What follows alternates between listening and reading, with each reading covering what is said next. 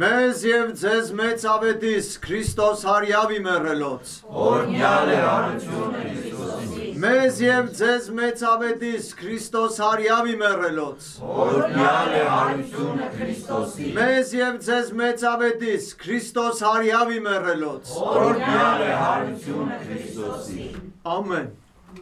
Նստեք սիրելի հավատացյալ ժողովուրդ Այսօր կրկնազատիկ է Կրկին զատիկ Անցյալ կիրակի մենք տոնակատարեցինք Քրիստոսի հրաշափառ հարությունը և այն կոչվում էր զատիկ Զատիկ ենք նաև անվանում Քրիստոսի հարության օրը տոնակատարությունը և այսօր նաև կոչում ենք կրկնազատիկ կամ նոր կիրակի որովհետև աշխարհ ամեն բան նոր եղավ երբ որ Քրիստոս հարություն առավ որովհետև հույսի ու անմահության դուռը բացեց դեպի երկինք դեպի հավիտենական կյանք հետևաբար ամեն բան նոր եղավ ուստի այս նոր իրականության մեջ նոր կիրակի առաջին նոր կիրակի եւ այսօր մի հետաքրքիր դեպք տեղի ունեցավ Քրիստոսի այն բազմաթիվ երևումների շարքում եւ ես կուզեմ որ մենք այսօր հանգամանալից անդրադառնանք հենց այն դեպքին Գիտեք Տեր Հիսուս հարություն առնելուց հետո տարբեր առիթներով եւ տարբեր տեղերում հայտնվեց տարբեր մարդկանց Նախ ամենասկզբից Քրիստոսի հարությունը ոչ մեկ էլ չտեսավ որով երկնքից հրեխենը իջավ գերեզմանակարը մի կողմ գլորեց եւ Քրիստոս հարություն առավ Կանայք մոտեցան որպեսի խնկարկեն Սարսափեցին այդ հրեշտակի տեսիլքից և տեսան, որ գերեզմանը դատարկ է։ Զարմացան, անմիջապես վազելով առաքյալներին տեղեկացրեցին, առաքյալներից էլ երկուսը վազեցին գերեզման և տեսան, որ իրոք գերեզմանը դատարկ է և գնացին իրենց մտքի մեջ զարմանալով։ Մինչ այս պահը որևէ մեկը չէր տեսել հարություն առած Քրիստոսին։ Այնուհետև սկսվում է հանդիպումները։ Առաջինը նկարագրված է Մարիամ Մագդաղենացու հանդիպումը, որտեղ երբ որ Պետրոսն ու Հովհաննեսը գնացին գերեզմանից, Մարիամը մնաց գերեզմանի մոտ եւ լաց էր լինում։ Եվ այն ժամանակ էր, որ ներսից հրեշտակներն ասեցին ինչու ես լաց լինում ովքին, եւ այնուհետև պատտվեց ու թիկունքի կողմից Հիսուս ասեց ինչ ես փնտրում ովքին, եւ մտածեց թե նա պարտիզպան է, ուշադրություն դարձրեք, որ հայտնվելուց չէին ճանաչում անմիջապես։ Մարիամ Մագդաղենացին չճանաչեց եւ մտածեց, որ պարտիզպանն է։ Եվ երբ որ նա ասեց Մարիամ, ասեց Ռաբունի, արդեն ճանաչեց, որտեղ նրան անունով դիմեց եւ ասեց ինձ մի մոտեցիր, որտեղ պիտի երկինք բարձրանամ, դեռ հորը պիտի ներկանամ եւ այլ, այստեղ արդեն շարունակում է մնացած ուրեմն նկարագրությունները։ Երկրորդ դեպքը թերևս որ նկարագրված է նույն օրվա մեջ, այսինքն հենց անցնող կիրակի զատկի օրվա մեջ, Էմավուսի ճամփորդներն էին, որոնք էլ ամբողջ մի երկար ճանապարհ քայլեցին Հիսուսի հետ, բայց այդպես էլ չճանաչեցին, որ Հիսուսն է։ Մինչև որ հասան տեղ եւ խնդրեցին, որ Տերը չգնա, եւ հյուրասիրեցին Տիրոջը, Տերն էլ հացը երբ որ վերցրեց ու օրհնեց, կտրեց, տվեց, անմիջապես ճանաչեցին։ Որտեղ մինչև այդ էլ Հիսուս ինքը նախ ձևացավ, որ ինքը տեղյակ չի, թե Երուսաղեմում ինչ է կատարվել, եւ երբ որ նրանք ասեցին միայն դու ես, որ չգիտես ինչ կատարվեց, եւ սկսեցին պատմել Հիսուս Մարգարեն Նազարեթից մեծ գործեր գործեց, արդար սուրբ մի մարդ էր, մենք էլ հույս ունեինք կվերականգնի մեր թագավորությունը, բայց այս վերջին օրերն էլ ասում է այսօրներ որ մեզ զարմացրին որոշ կանայք որ ասեցին գերեզմանը դատարկ է եւ Քրիստոս այստեղից սկսած նրանց բացատրում է գրքերը Մովսեսի օրենքները մարգարեության գրքերը Սաղմոսները որտեղ գիտեք Սաղմոսների մեջ չափազանց շատ մարգարեական խոսքեր կային Հիսուսին վերաբերող եւ ահա այսպես այս մի մեծ հերթողություն ունենալով չէին ճանաչել, որ դա Քրիստոսն է, որ այսպես հանճարեղ մեկնաբանում է եւ իրենց էլ նաեւ հանդիմանում է, որ չեք հավատում Աստծո խոսքին։ Եվ այնուհետև երեկոյան, երբ որ առաքյալները միաբան մի տեղ էին, դռներն էլ փակ էր, անցնող կիրակի, այսինքն զատկի օրը։ Դռները փակ էր, որովհետեւ ավագ ուրբաթը նոր էր անցել, 2 օր առաջ ավագ ուրբաթ էր, խաչելության այն տանջալից ու տաշանակիր այն օրն էր եւ բոլոր առաքյալները վախեցած էին։ Դրա համար երբ որ հավաքվում էին, միատեղ դուռը փակում էին, որ հանկարծ մեկը չմտներ եւ անմիջապես իշխանություններին ուրեմն չտաներ, որ Հիսուսի աշակերտները հավաքված են եւ միատեղ են եւ իրենց համար հալածանք չլիներ։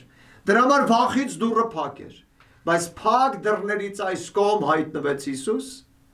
խաղաղություն տվեց, ցույց տվեց ձեռքերն ու կողքը, քաջալերեց եւ Հովհաննես Ավետարանիչը պատմում է, որ փչեց նրանց վրա եւ ասեց. «Առեք ձեզ իշխանություն, ում ներեկներված լինի, ում կապեք կապված կլինի»։ Եվ ահա այս դեպքին ներկա չէր առաքյալներից միայն մեկը, Թովմասը։ Եվ այնուհետև մեկ շաբաթ էր անցել, 8 օր կիրակից, որ հաշվես հաջորդ կիրակին կլինի 8 օր։ 8 օր անցել էր արդեն, եւ Թովմասը այդպես էլ ոչ մի հայտնության չէր արժանացել։ Մնացած առաքյալները բոլորը տեսել էին Հիսուսին։ Կանայք տեսել էին, Էմավուսի ճամփորդներ տեսել էին Հիսուսին։ Եվ մի հատ էլ ագարակ գնացողներ, Մարկոս Ավետարանիչը շատ համառոտիկ ներկայացնում է, որ ագարակ գնացողներ տեսան։ Հիմա չգիտենք, սա Էմավուսի ճամփորդներն էին, թե սրանք էլ ուրիշ ագարակ գնացողներ էին, որտեղ նրանք ուղղակի Էմավուս էին գնում։ Սրանք թե ովքեր էին, սա մի քիչ ավելի թաքուն է, թե առանձին հայտնություն էր, թե նույն հայտնությունն էր։ Եվ ահա այս մեկ շաբաթվա մեջ այդպես էլ Թովմաս առաքյալը իր կասկածները չէր փարատվել, որտեղ հենց նույն օրը, Զատկի օրը, երբ որ Թովմասը վերադարձել էր, կամ հաջորդ օրը միգուցե, երբ որ Թովմասը առաքյալների մոտ էր եկել, առաքյալները նրան տեղեկացրել էին եւ նա ասել էր. «Չեմ հավատում, չեմ հավատա, մինչև չտեսնեմ նրա վրա մեխերի տեղերի նշանները, ձեռքերի վրա մեխերի նշանները, մինչև չտեսնեմ նրա կողքը, չեմ հավատա»։ Գիտեք, Թովմասը սովորական թերահավատ չէր այդ պահին։ Թովմասը առաքյալներից մեկն էր թերահավատություն անում։ Թովմասը 3 տարի զույգերով Տիրոջ արքայությունը քարոզող առաքյալներից մեկն էր, Թովմաս առաքյալը։ Հետևաբար խոսքը չի գնում մի անաստված մարդու կասկածների մասին։ Խոսքը չի գնում Աստծուն չհավատացող մի հեթանոս, Քրիստոսից ու Աստծուց հեռու եղած մի մարդու մասին։ Խոսքը գնում է մի մարդու մասին, ով Քրիստոսի հետ շրջել էր 3.5 տարի, ով ի սկզբանե հենց ընտրվել էր որպես 12 առաքյալներից մեկը, եւ ով զույգերով 12 առաքյալների զույգերով ծրվել էին ամբողջ երկրով մեկ, եւ Քրիստոս այնտեղ չէր, բացակա էր, Քրիստոս ինքն էլ էր քարոզում, բայց այս զույգերը հեռու քաղաքներ, գյուղեր գնում էին եւ քարոզում էին Քրիստոսի մասին։ Ու հիմա Քրիստոսի մասին քարոզած 3.5 տարի քարոզչական ճամփորդություն անցած Թովմասը, գիտեք, դա այնչափ այսպես նուրբ պահ էր, այնչափ երբայելի պահ էր, այդպիսի կասկածներ շատերի սրտի մեջ կար։ Օրինակ տեսեք, կանայք եկան տեսան գերեզմանը դատարկ էր, ոչինչ չարտահայտվեցին վերաբերվող Քրիստոսի հարություն առնելու կամ չառնելու վերաբերյալ։ Չասեցին չեմ հավատում, որ հարություն է առնել։ Առաքյալները եկան տեսան գերեզմանը դատարկ էր, ոչ ոք չի հասկանում ինչ է եղել։ Եվ ասում է գնացին մտքների մեջ զարմանալով, զարմանքով, բայց չհայտարարեցին, որ չեն հավատում, որ հարություն է առել,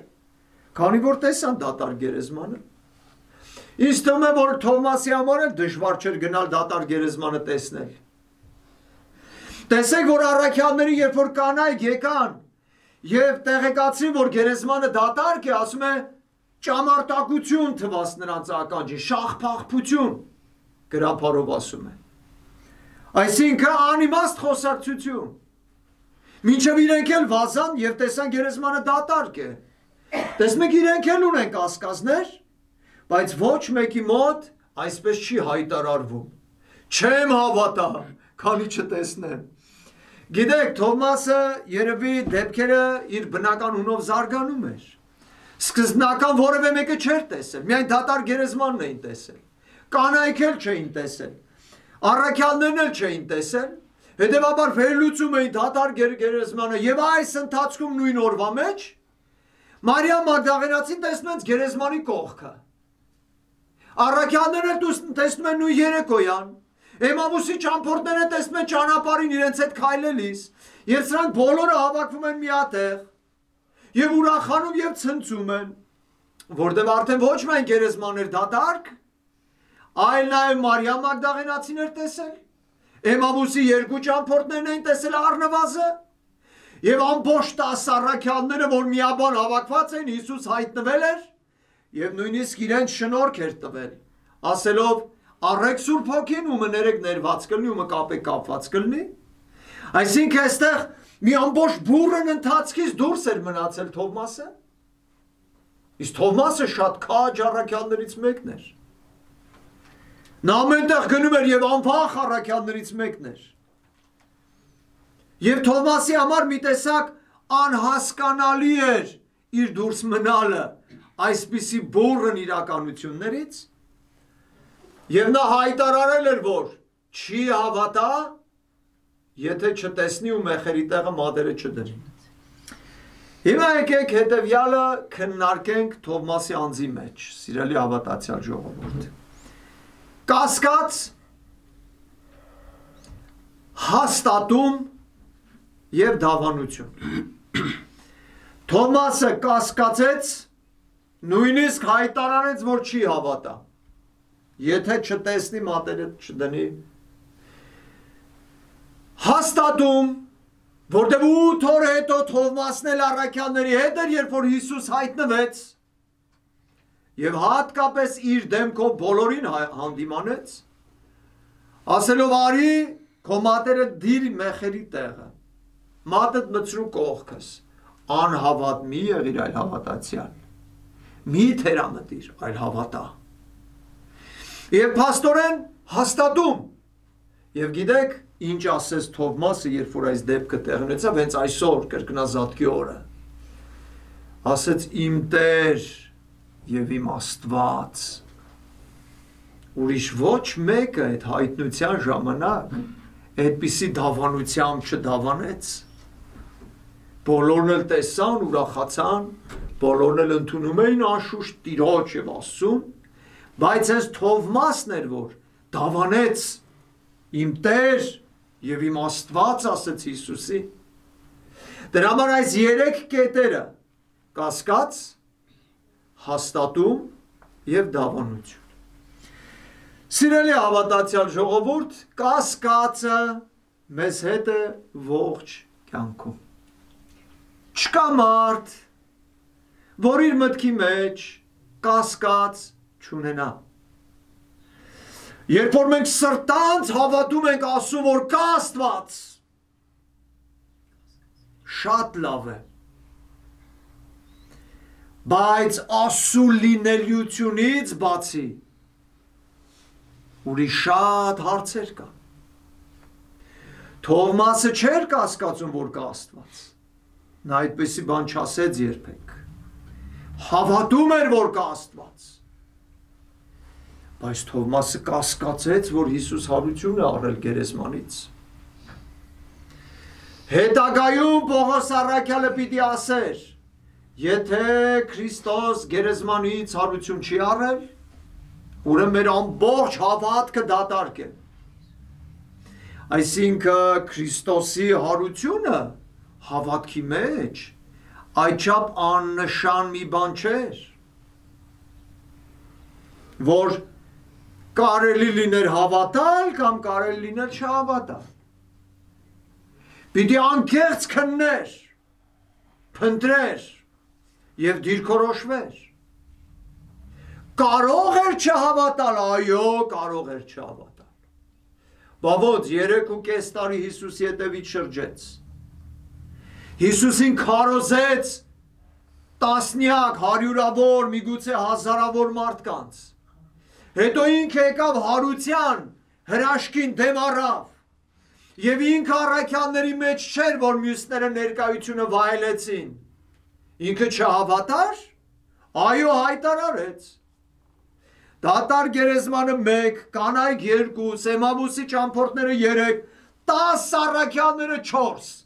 4-ը հիմնավորումով իրեն բացատրում են, որ Քրիստոս հարություն է առել։ Մի հիմք էլ ասենք, 4 չէ, 5, որովհետև Աստվածաշունչ խոսքն էլ 5 ու շատ կարևոր։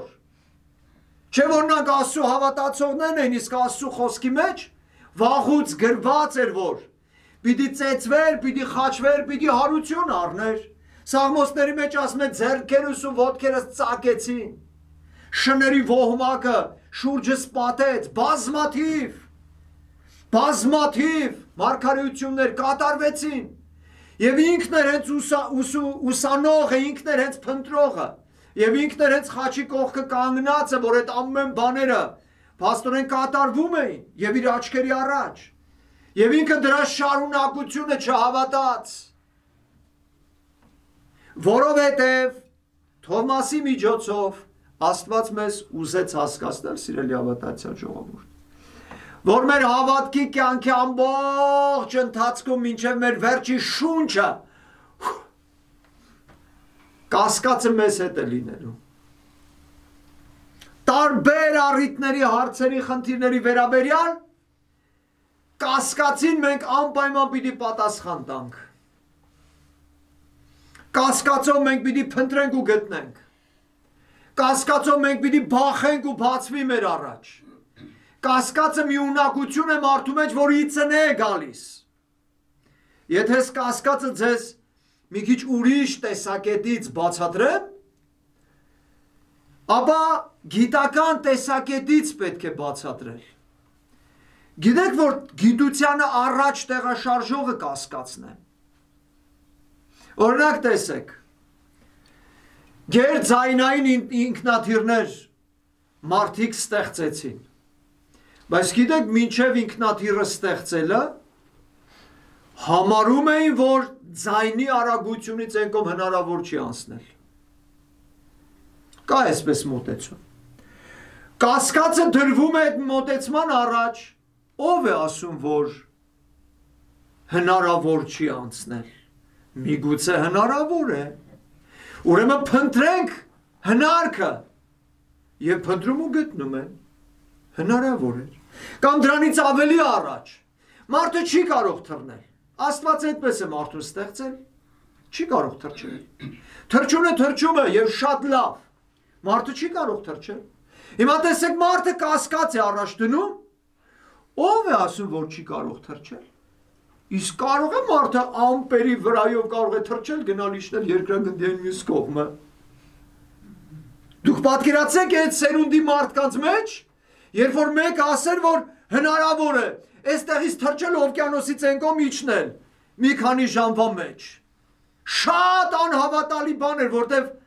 բայց կասկածը տվյալ ժամանակվա գիտությանը ուրեմն մերժելով, հակադրվելով նոր գիտություն է առաջ բացում։ Եվ ընդհանրապես ամեն ինչ էսպես է։ Ինչ որ մի գործիք շատ հարմար է, եւ այդ գործիքով այդ գործը կատարվում է։ Իսկ կարող ես գործիքը շատ հարմար չի։ Մի քիչ ավելի հարմար կարելի է ստեղծել։ Մի մեքենա, շատ լավ մեքենա է, արագընթաց, 200 կմ/ժ արագությամբ գնում է։ Իսկ կարող ես մեքենան արագընթաց չի։ Մեր մեքենաները պիտի գնան 2000 կմ/ժ արագությամբ։ Չէ՞։ Կասկած ես առաջ դնում գիտության առաջ։ Հնարավոր է, իսկ ով է ասում, որ մենք չենք կարող 2000 կմ/ժ արագությամբ գնալու գալ։ Այդ դեպքում մի ժամում 2000 կմ ենք ում կհասնենք։ Շատ ավելի հարմարությունը մեծ կլինի։ Կասկած ենք դնում եւ գիտությունը տեղաշարժում ենք առաջ։ Ֆանտազիա եւ կասկած, ահա գիտության տեղաշարժողները։ Դրա համար է, որ առաջին դարի մարդիկ, ես անցյալ օրը, որ անձրև էր գալիս, շատ այսպես անձրև էր գալիս, հորդառատ, ես մտածում էի Ադամի ու Եվայի վիճակ ասես ինչ ա եղել առաջի անձրևի ժամանակ։ Դուք պատկերացնում եք դրախտից վռնդվում է դուրս, ոչ տուն կա, ոչ հագուստ մի հատ կաշվից գես Աստված էր հարցրել եւ ուրիշ ոչինչ չկար։ Եվ եթե իրենք հանկարծ ու լեռնային մի շրջանի մեջ չլինեին, դաշտավայրային լինեին, անձրևից ուր էին փախչելու։ Հետո անձրևից որ երեկոյան մրսելու էին, ոնց էին տաքանալու, կրակը չկար որ տաքանային։ Դրա համար, երբ որ մտածեցի, որ Ադամի ու Եվայի իրադրությունը ինչքան անխնամ վիճակից ինչքան է տանջվել մտքները աշխատացրել, գտել են քարայրներ, քարայրների մեջ իրենց բնակարաններ, այնուհետև գործիքներ տարբեր եւ այս ամեն ինչը իրենցից հետո իրենց փորձառություն էին վերցել, հաջորդն էին ավելացրել, նորից վերցել, հաջորդն էին ավելացել, վերցել հաջորդ ու սենց սերնդեսերունդ մարդկության փորձը փոխանցվելով գաղափարապես գրերի միջոցով գիր չլինի փորձը չի փոխանցվի, շատ թույլ կփոխանցվի գրերի միջոցով եւ այլ արդեն եւ գալիս ու մարդիկս հիմա մենք տունը կառուցել ենք, հանգիստ նստել ենք, անձրևն էլ գալիս է, ոչ մրսում ենք, ոչ էլ վատ ենք զգում։ Ընդհակառակը այդպես ռոմանտիկ ուրախություն է, նստում ենք պատուհանի մոտ, չոր է, տաք է, դուրսը նայում ենք, անձրևը գալիս է, հրաշալի տեսարան եւ այլ։ Տեսնում եք որ կասկածն է որ տեղաշարժում է գիտությունը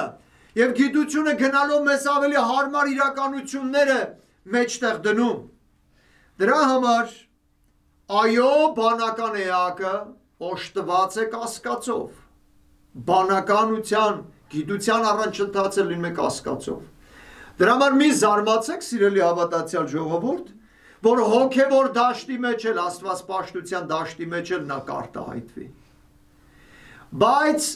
պետք է լինել անկեղծ։ Օրինակ ես մտածեցի, եթե Թովմասը մի շաբաթ չհավատաց, դուք պատկերացնում եք առաքյալների քարոզչությամբ միլիոնավոր մարդիկ մինչև մեկ հազարավոր տարիներ հələ մեզնից էլ հետո պիտի առանց տեսնելու հավատան Քրիստոսի հարությանը։ Չէ՞։ Այդ մենակ այդ 40 օրվա մեջ էր որ Քրիստոս հարություն առավ գերեզմանից եւ հենց իր առաքյալներին հայտնվեց ձեռքերն ու կողքն էլ տվեց շոշափելու եւ համբարձվեց երկինք նստեց որ աջ կողմը։ Ուրիշ անգամ էլ Հիսուս չէր գալու հայտնվել եւ այս տնօրինությունը արել, այլևս կատարված է։ Ուսի դուք տեսնում եք որ առաքյալներից բացի մնացած բոլորս պիտի հավատային առանց տեսնելու։ Բայց առաքյալներից միայն մեկը դուրս մնացեց ցանկից եւ ինքը չհավատաց։ Բայց ես չեմ զարմանում, որովհետև այստեղ միայն այն չէր, որ ինքը ուղղակի չմասնակցեց դրան, այլև այստեղ մի ուրիշ հանգամանք կար, որ ինքը զրկված էր մնում այդ շնորհից, ի տարբերություն իր ընկերակիցների։ Այս տեսակ հոգեբանությունը շատ կա։ Եթե մի հատ պատահական մարդ դառնում է մի մեծ ղեկավար, նրան չճանաչող անծանոթ մարդիկ ընդհանրապես ոչ անդրադառնում են, ոչ էլ զգում են մի բան, բայց երբ որ հենց իրենց կողքը եղող մեկը, իրենց հարևանը կլինի, իրենց բարեկամը կլինի մոտ, որ ետ անդադ շփում ունեն, դառնում է մեծ մարդ, այստեղ զգացողություններ սկսում է տարբեր լինել։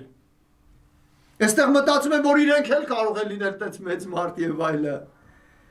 Պատկերացրեցիք, դրա համար երբ որ առաքյալներին բոլորին հայտնվում էր Քրիստոս, ապա կարող էր եւ հայտնվել ուրեմն մյուսներին, այսինքն նաեւ Թովմասին։ Ես մտածում եմ, որ Թովմասը շատ անկեղծ էր իր թերահավատության իրադրության մեջ, եւ տեսեք մեկ շաբաթ ինքը չէր հեռացել առաքյալների խմբից, չէր հեռացել առաքյալների խմբից, եւ ինքը մնացել էր առաքյալների խմբի մեջ, իր հոգում կրելով է թերահավատությունը, երբ ինքը ավելի դժվար հոգեվիճակի մեջ էր։ Ինչի համար, որովհետեւ ուրիշ մի թերահավատ արագ պիտի հեռանար ու կորսվեր, բայց Թովմասը չհեռացավ։ Պետրոս առաքյալի խոսքով ասած, ուր գնանք Տեր, դու հավիտենական կյանքի խոսքեր ունես։ Դրա համար Թովմասը 8 օր կասկած իր սրտի մեջ, առաքյալների խմբի մեջ էր, որտեղ նա հավատում էր Աստծուն, նա հավատում էր Հիսուսին։ Հիմա մի տնօրինության հանգամանք էր մեջտեղ եկել եւ ոչ պարզ հանգամանք։ Սա հիմնավոր ու կարևորագույն հանգամանքներից մեկն էր։ Ուստի առաքյալը ինքը պիտի հավատար այդ մեկ շաբաթ, չհավատաց, բայց մնաց առաքյալների մեջ։ Դրա համար էլ Մարկոս ավետարանիչը թեթև է ակնարկում, Հովհաննես ավետարանիչը մանրամասը պատմում է։ Մարկոսն ասում է հայտնվեց, հանդիմանեց։ Ու մենք տեսնում ենք, որ այդ հանդիմանելու պահը հենց դա էր, որտեղ միայն Թովմասը չէր հավատացել։ Դրա համար հանդիմանեց, ասեց անհավատ մի եղի, այ հավատացյալ։ Բեր մատերը դիր ձեռքերիս մեջ, մատդ բեր մցրու կողքս։ Եվ երբ որ այսպիսի հիմնավորմամբ հիմնավորվեց Սուրբ Թովմաս առաքյալի փաստորեն կասկածը, նա անմիջապես դավանեց։ Տեր իմ եւ Աստված իմ, բարի եղեք սիրելի հավատացյալներ, երբ որ ձեր կասկածներն էլ կհիմնավորվի Աստծով։